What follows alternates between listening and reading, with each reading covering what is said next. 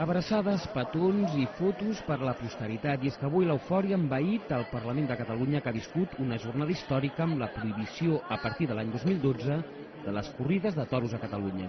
Els passadissos de la cambra catalana han estat l'escenari improvisat on polítics i antitaurins han descarregat la tensió acumulada després de mig any de debat i controvèrsia. Avui s'acaben 5 segles de crueltat. Avui posem punt i final a una història que donarà pas al començament d'una altra, en la qual les raons ètiques són i seran criteri de replantejament de les pròpies tradicions.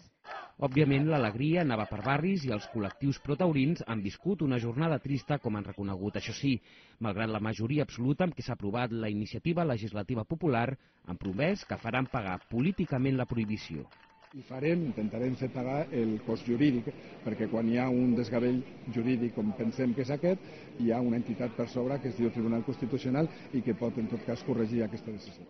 Pel que fa als representants polítics, tant el president de la Generalitat, José Montilla, que ha votat en contra de la prohibició, com el cap de l'oposició, Artur Mas, que ho ha fet a favor, han fet una crida en vista a respectar la votació i a no barrejar-la amb debats identitaris. Lamento i rebutjo les pretensions dels que han volgut fer d'aquesta votació un termòmetre de les relacions Catalunya-Espanya.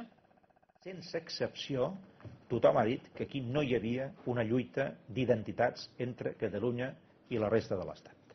Tothom ho ha dit. Ara, si no se'ns vol fer cas, doncs pot ser que no ens facin cas. A tots aquells que els interessa aquesta esquerda emocional profunda utilitzaran aquest argument.